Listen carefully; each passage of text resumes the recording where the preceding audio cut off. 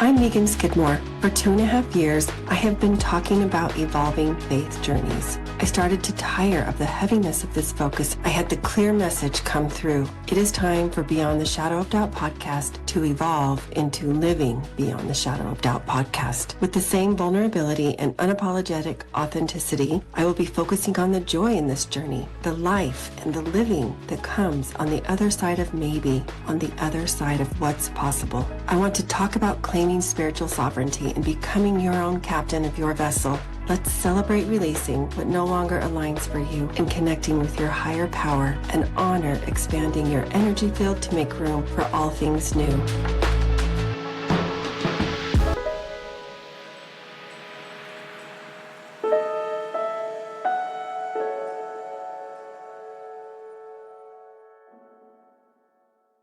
Katori, my friend, how are you? I am so good. Thank you, Megan. Yes, I'm so thrilled to have you on Living Beyond the Shadow of Doubt podcast today. I already feel like I know you, even though I just met you at the beginning of this year. I feel like we've connected on multiple occasions, and I'm thrilled to add one more to that repertoire. Thank So you I'm so excited much. for my guests. You are so welcome. I'm excited for our guests to get to know you and hear about your story. So let's just jump right in. To start by sharing, about your background, where you're from, who you're from. Yeah, Um, yes. all of the things that have, contributed. You're not going to be able to share all of the things, but the things that are significant The bullet to points. your journey and arrival here to where you're at now. Yeah. Well, I just want to, first of all, start off by saying thank you for having me on here. It's really an honor and a privilege, and I really appreciate the invitation. And it's just I have to just drop in that, like, wow, what it took for us to make this happen. Like Mm-hmm. the powers that be, like, thank goodness for guides and angels, right? To Mm-hmm. um yeah, just acknowledging that. Yeah, we had a few hiccups. We could Yeah, say that it was interesting. It was really interesting. Um for so sure. yeah, so where I'm from, so born and raised in Phoenix, Arizona. And to really young parents. My mom was 19 when she had me. My dad was 26. And I was actually born into a religious cult and spent my first 3.5 years in that. It was Christian based, Wow. and Okay. it was very strict and rigid, very, very toxic and abusive. Um, Oh, I don't think I yeah, realized that, Katori. yeah. It definitely shaped a lot of the unconscious wiring, because like the first 3 years of your life, Mm-hmm. foundational. Pretty significant. Yep, yep. Um, yeah, and then once my parents got out of that, Mm-hmm. I didn't have a whole lot of religious upbringing. It was like me and my brother, we'd go to Mm-hmm. church on Easter Sunday, and that was about it. And Yeah. yeah, I didn't really come back to God until I think I was about 18 or 19, and I was going through the dark, the dark night of the soul, and Sure. just really at like rock bottom in my life. They say, whoever they is, they say that the great thing about being at the bottom is that there's really only one way to look, and that's up. And it was in the They middle of do my say that. right. So in the middle of my addiction, when I'm like, oh my gosh, like all I want to do is die, um and tried, and there's a story behind that. just like looking to like, there's got to be something bigger than me. And, you know, experiencing that calling that, okay, I'm here for a reason, and I can be guided. I'm not here like I don't have to figure it out all on my own. But what that is exactly, you know, it's like so many decades of like searching and, you know, what works and what doesn't work. And Yeah. Well, thank you for kind of giving us that foundational point of your background. I can't imagine what that how that affected you to be raised at such a young age in a cult-like environment. And you briefly touched on that you were struggling with an addiction of some kind. Just thank you for trusting your heart and your story with me today and with those that are listening. So you felt like you were at this bottom of the most bottom place you could be, I guess. pretty much. And looking up. So speak to some of the maybe breadcrumbs your angels dropped for you, the maybe the real life angels whose paths crossed yours. Like, how then did you begin to find God again? Does that resonate? Does that land for you, for me to say it in that way? Yeah. So one of the angels was, her name was Beth, and she was a manager at Kinko's Copies. Do you remember Kinko's before Yes, I FedEx do. bought them out? Yeah. Sometimes I still forget and look for them. Right. So Yes. so so Beth, I was unemployed for a couple of years when I was deep in my addiction, and then I had like gone through, I had done some like janitorial work at a grocery store for a few weeks, and my health was such that I really couldn't do a lot of physical work. I was really, really malnourished and super, super skinny, and I just didn't have any muscle. Hmm. And then there was a Kinko's Copies that was being opened across the street from the grocery store that I had been doing, and it was like graveyard. So it was like one Okay. morning I saw this Right. store opening, and I wandered over there because my mom, bless her angelic heart, she's like, um, once she received me back into the home, she's like, you got to stay clean and you have to work. Like, you have to pay rent. That's all there is to it. So I saw this store opening, and I wandered over there, and I met with the manager, and I got hired. And I went to the training, and my brains were so scrambled at the time, like that I literally could not understand how to take an order for a copy. Like, it was just, I had scrambled brains. And Hmm. I had, I think on day 2 of the training, I was just convinced there's no way that I could do this. I was just convinced I was stupid. I was like, my brains are fried. I'm stupid. I can't do this. So I called up the following day, just sobbing, and I just said, Beth, I'm so sorry. I'm too stupid. I can't do this job. And she said, she's like, just take a breath. She's like, how about if you just take the day off?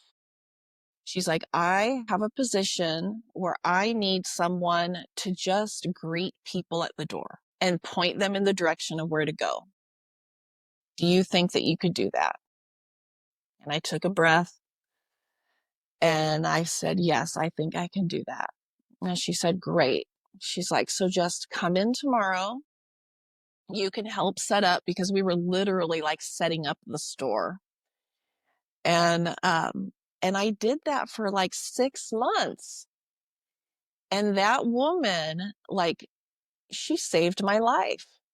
Wow. She really did. And, I've looked for her, over the years, and I haven't been able to find her, but I really, really hope that someday, I can thank her for, giving me that second chance. So it was things like that, like those kind of Mm-hmm. breadcrumbs that was just like Mm-hmm. the grace and generosity of people. And I'm Mm-hmm. kind of convinced at this point in my life that we are all angels Mm-hmm. here to just support one another on our paths, walking each other. Yeah, that resonates for me. Yeah. So as you then began to open your maybe your view, your heart, your path, I know you eventually did find a new congregation, and you have since um, you've moved on, right? I'd love to know how the role of claiming your autonomy came into play. Like sometimes when the path doesn't quite seem as clear as it once did, or there's a turn, it takes a turn that you weren't expecting, that maybe you weren't even looking for. Sometimes questions, like big questions, come up. Sometimes doubts come up. And I have learned that that does not have to be a problem. As a matter of fact, it's part of the process. It's a beautiful part of the process, that faith and doubt are two sides of the same coin. You really cannot have one without the other.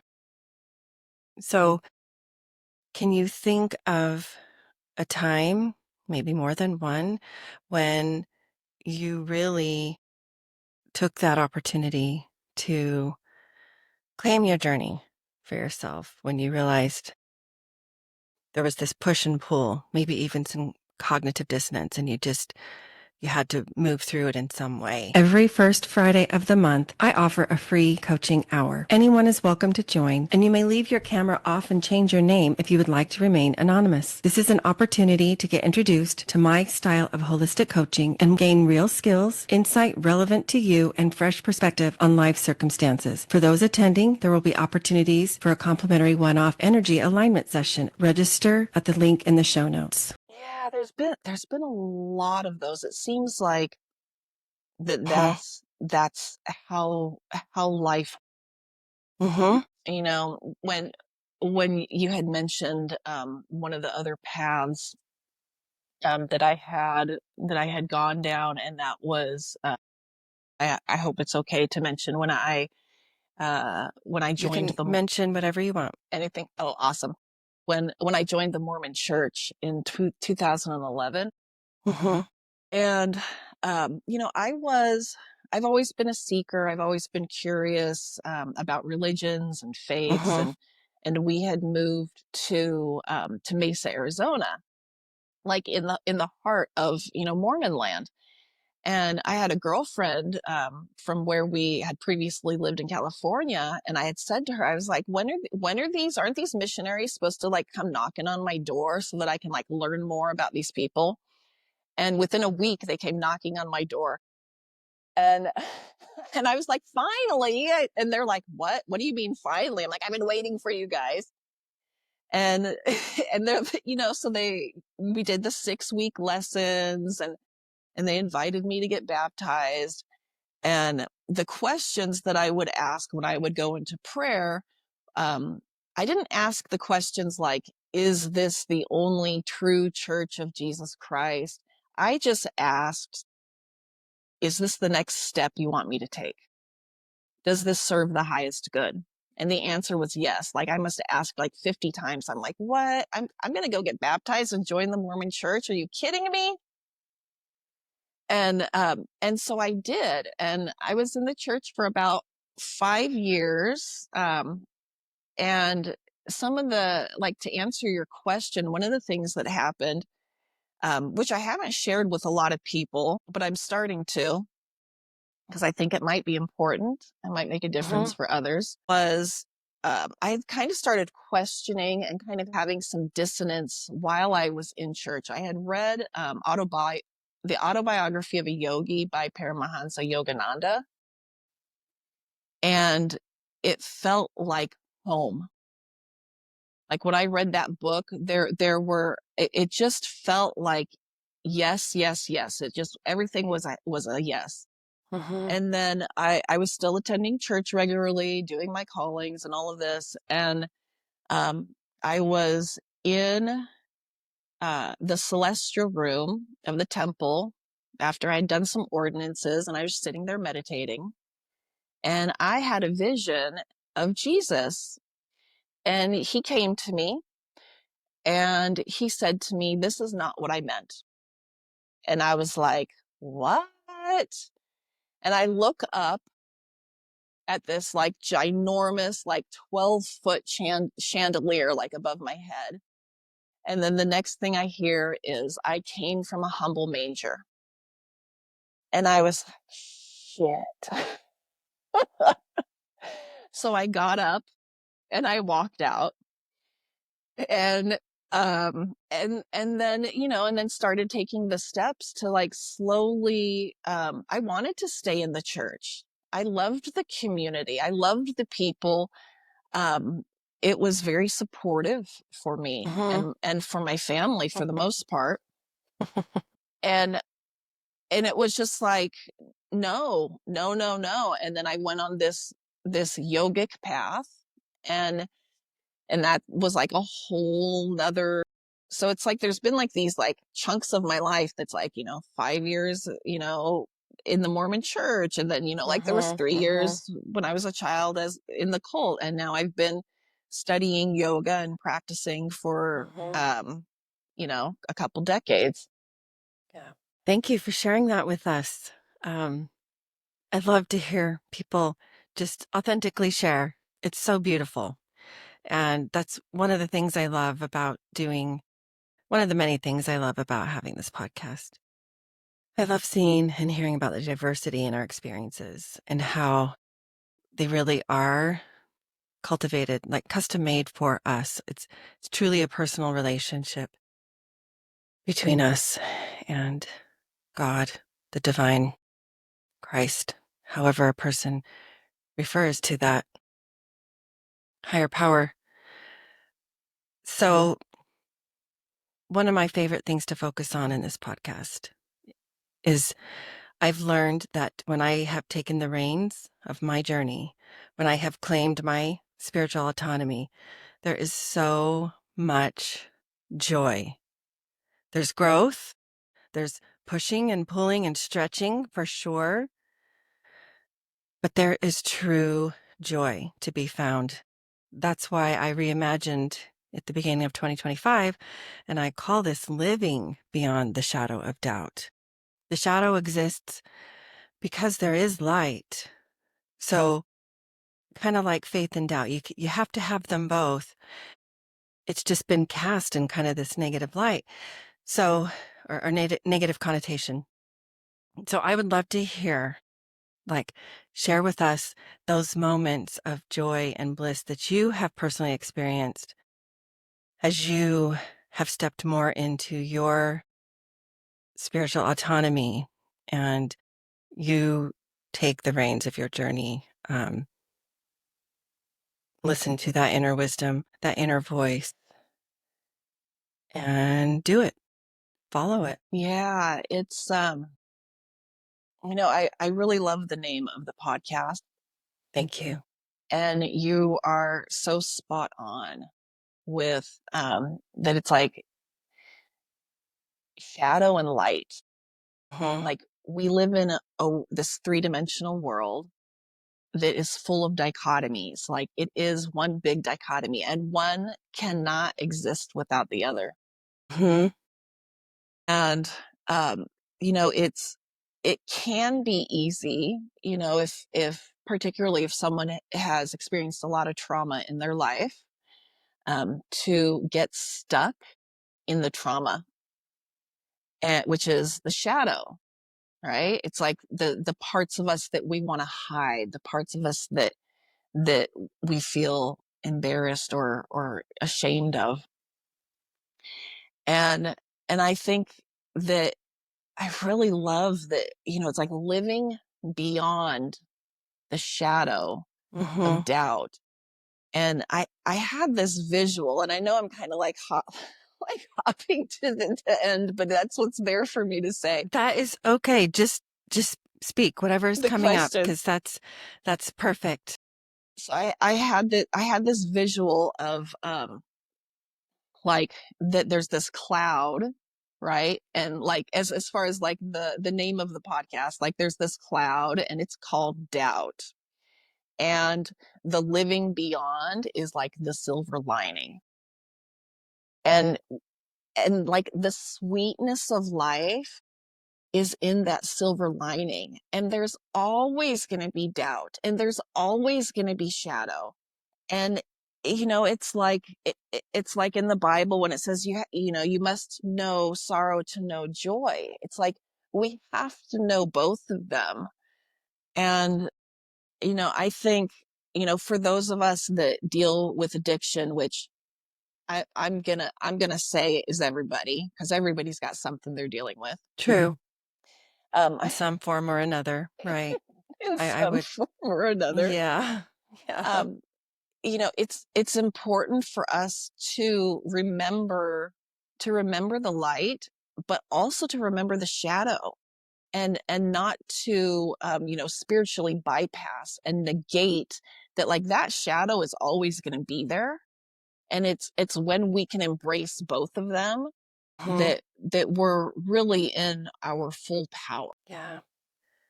When you were saying that, talking about how the shadow gets in the way, I think sometimes that's what keeps us from seeing our true nature, seeing our true divinity within.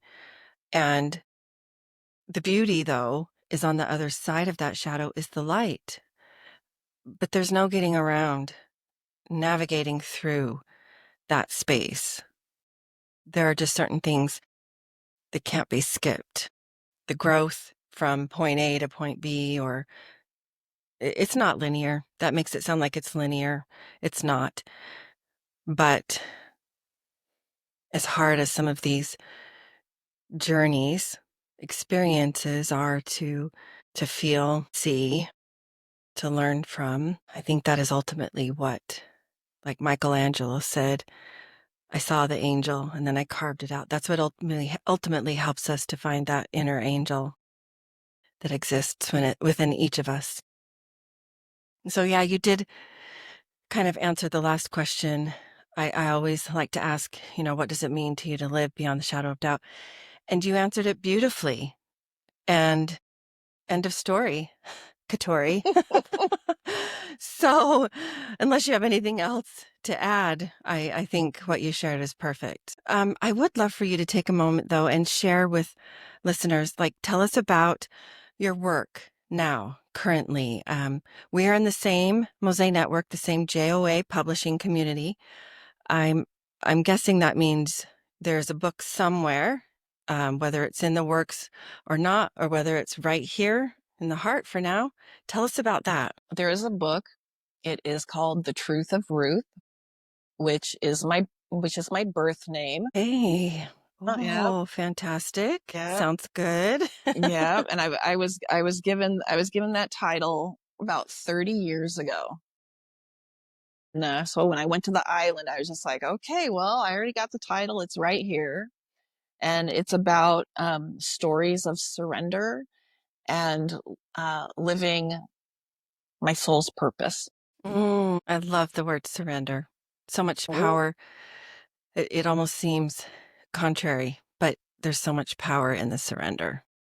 There is. And it's surrender, like from a place of trusting that life is happening for us. Right. Like the universe, God, Yeah. Jesus, whatever name you want to give it, has our back, and that everything that happens is what's supposed to happen, and it serves the highest good always. and maybe we don't see it. But that's, where that shadow side comes in. I was thinking of it like that silver lining. It's like, it's the growth opportunities, right? Like Mhm. the hard Yeah. times, like those are opportunities for us to grow. Right. Um, so yeah, so the book, it's been written.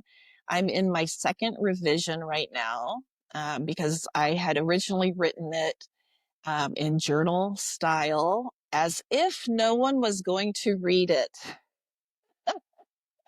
So there were some things in there that I'm like, oh, that person is never going to talk to me again if I put it out like that.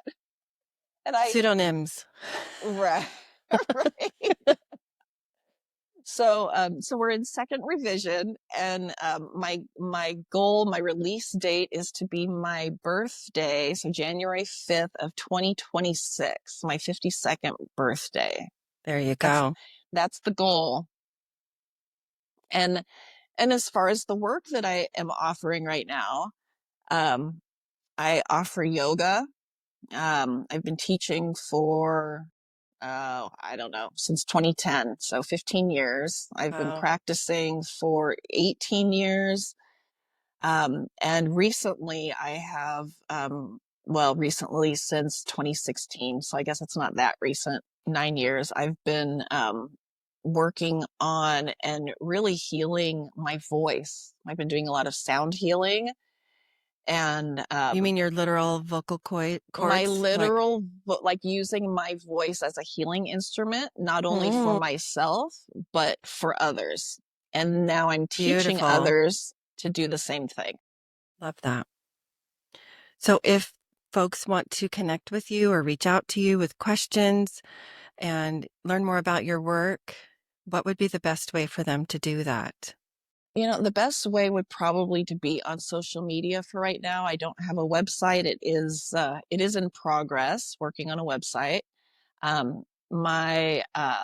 I do have Facebook and Instagram. I'm kind of leaning more towards Instagram, but I will share both of them. On Yeah. Facebook, it's Katori Noor, Noor, and on Instagram, it's a long one. It's Kali.Katori.Dasya.Bhakti. We will make sure and include that in the show notes. So it's an easy click and Wonderful, wonderful. for both of those. Katori, it's been my deepest pleasure and privilege to have you on today. Thank you so much for sharing your spirit, your aura, your being, your journey with us. Truly appreciate it. Thank you so much, Meekin. Writer, teacher, author, Mormon scholar, and founder of Dialogue Journal, Eugene England said, "My faith encourages my curiosity and awe. It thrusts me out into relationship with all creation and encourages me to enter into dialogue." As a proud member of the Dialogue Podcast Network, my hope is that Living Beyond the Shadow of Doubt podcast is an extension of that vision.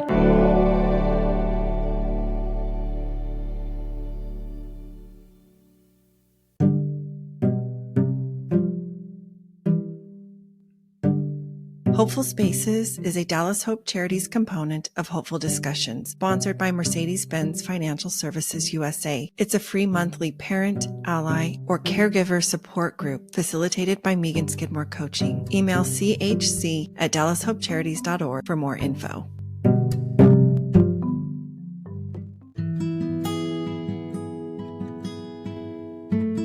Visit meganskidmorecoaching.com to find this podcast and additional free resources, including the link for a complimentary coaching session. Follow me on Facebook or Instagram for more, or to send me a DM. Help the podcast grow. Please follow, review, and share with a friend.